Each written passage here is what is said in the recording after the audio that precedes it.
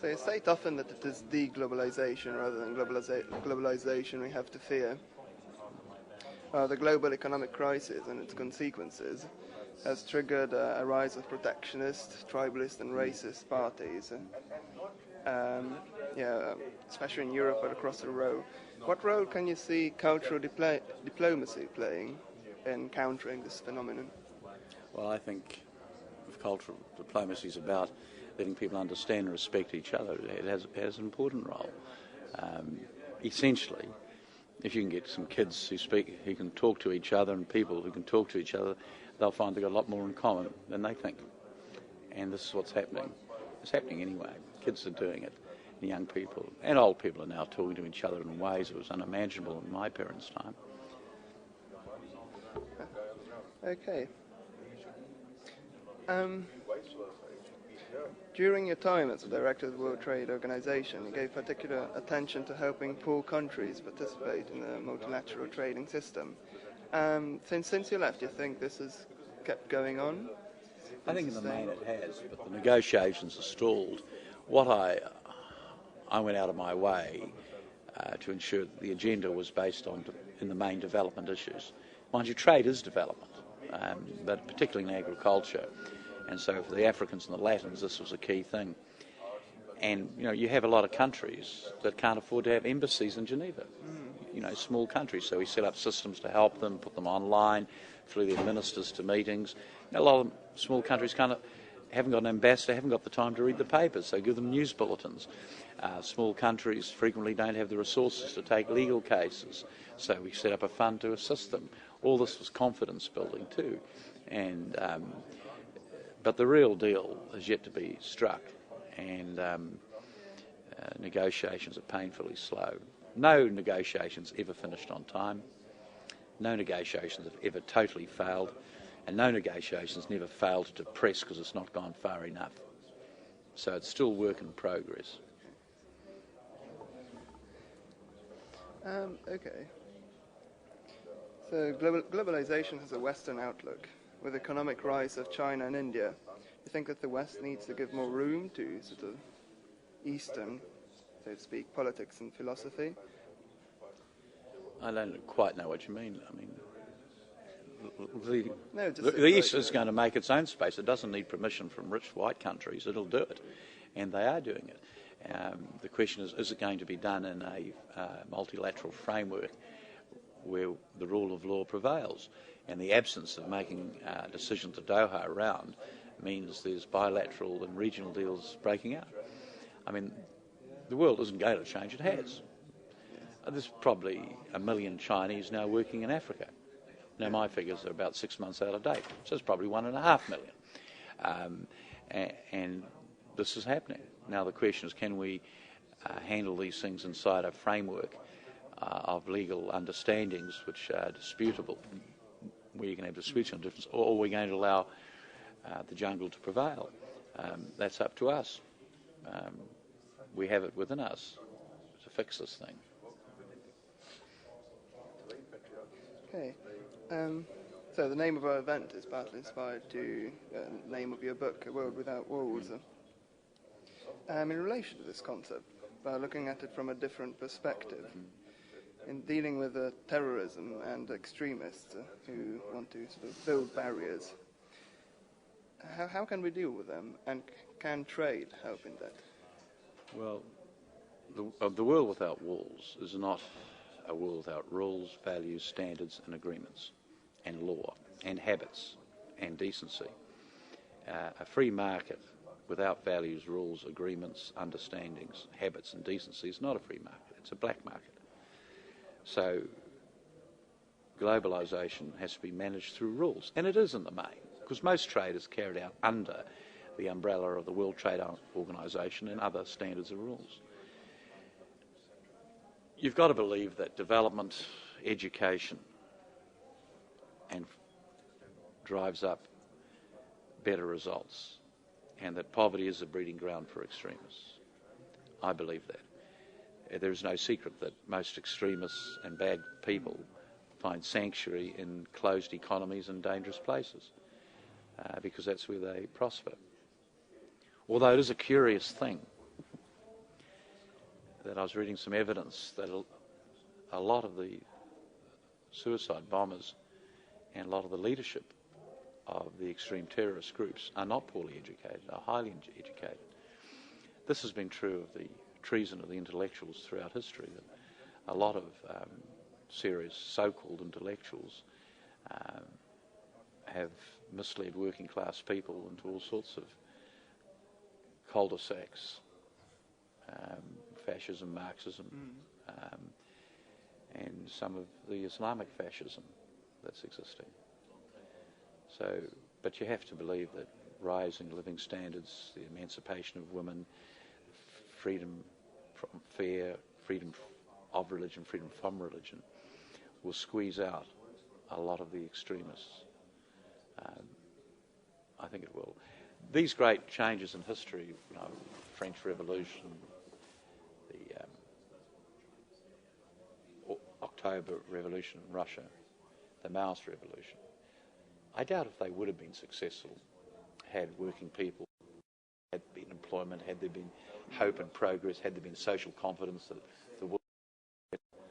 I think most people support violence unless they have to. There have been occasions in history it's not been true, but normally it's true. So yeah, I believe trade is a generator of wealth and opportunity, but it's only one thing. Trade on its own, without regulations, rules and standards, is black market. There are places where there's buckets of trade, not transparent, corrupt. Okay. And do you think we're with the world without walls concept, do you think we're going the right way about this? Or could this build walls between the rich and the poor? Look, World Without Walls is a book label and a conference label. There'll always be certain kinds of rules and regulations. When they become a maze, they're costly, reactionary, and work against the interests of all. But you can prove that this works, all the evidence is, all boats rise. Being poor now, in many countries, is where the middle class were 50 years ago. Poor people in my country now do have a car, do have a television, do have a telephone, do have a freezer. My grandmother had none of those things. This is not a bad thing. This is progress, because we don't want to live like that anymore. So, because the definition of poverty is what is 40% the average wage, there must always be 40%. But there is desperate things that happen in the suburbs, and there is loneliness, and there are too many men who use their fists and fathers who won't stay home and look after their kids. There are too many corrupt politicians and lazy school teachers, and we do have to toughen up. But this is not all the fault of democratic capitalism or of trade. I mean, when you go to poor countries, in my country, the kids won't go to school. When you go to Africa, it's the teachers who won't go to school. The kids turn up and somehow they get a clean white shirt. How do they do it? They want to learn. And it's the systems that let these kids down. The kids are okay. They get it. And the poor kids get it in the main.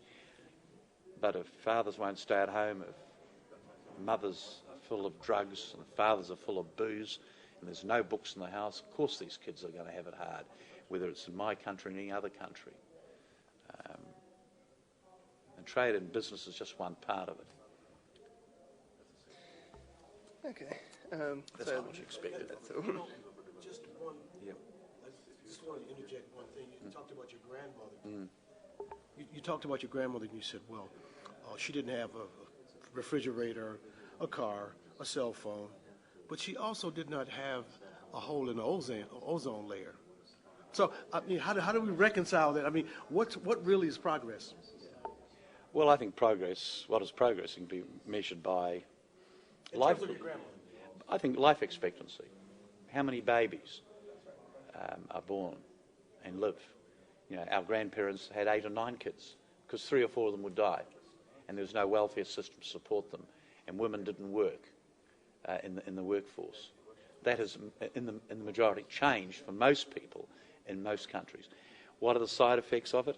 Well, is environmental damage. But here's the thing. The River Rhine, the River Thames, the Great Lakes of America are cleaner now than what they were in our grandparents' time. We've actually made some progress. You can fish in the Thames. The Great Lakes were catching fire in America in the 50s and 60s. The Thames was so filthy that Queen Victoria's husband died of typhoid. Now, Prince Albert died of typhoid. People don't die of typhoid if you use a 25-cent antibiotic. Lord Rothschild died of some disease that cost about 4 cents to fix. So in 1900, life expectancy was 50.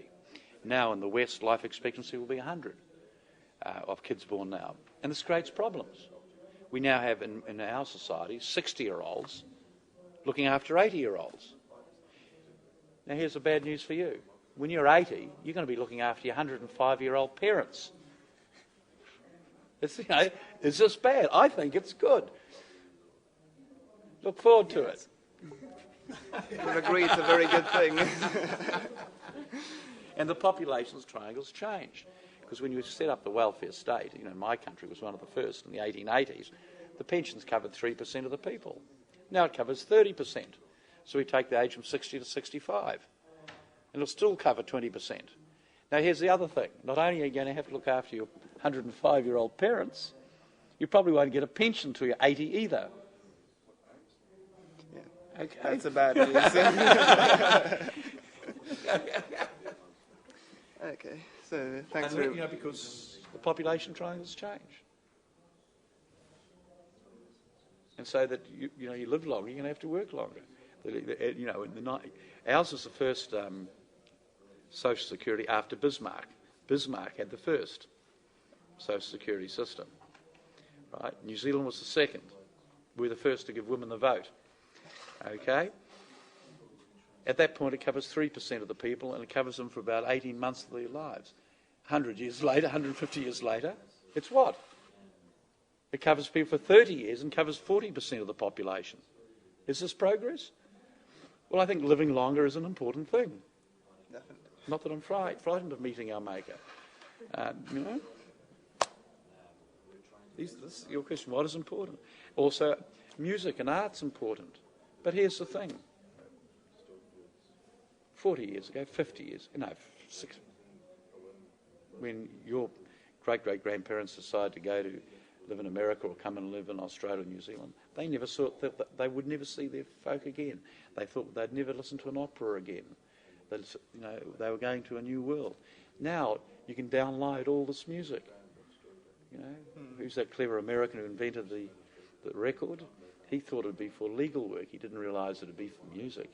When he invented the telephone, Edison, he didn't think it would be for ordinary people to talk to their aunties and mothers and girlfriends.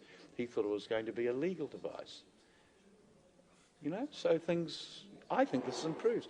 People can sit in atolls in the Pacific, only 2,000 people in the country, and listen to the operas, listen to the music. This is great. Get the best medicine that some German scientist has invented, then overcharges us for. At least we got the medicine. So I think overwhelmingly it's good. And here's something you don't like to hear. There are more moderate forests now than there were 20 years ago. We're replanting in moderate regions. Now we can handle many of these problems the world's facing. It's not all gloom and doom. Your rivers are cleaner now in Germany than they were 50 years ago. This is good. We're learning. Slowly. Takes a while. Okay, that's it? Yeah. Yes. Yeah, okay. We've talked too much. Thank you so much for your time, Mr. That was the Thank most you. animated. Well, see, you're an American. You're not European. The Europeans are getting very depressed and, things are bad. Get up and go. Take charge of it. Get over it. Thank you very much. Yeah, no, good to see you, Matt. Yeah. It's New World versus Old World. It's a cool. Well, I'm between both. I'm 62.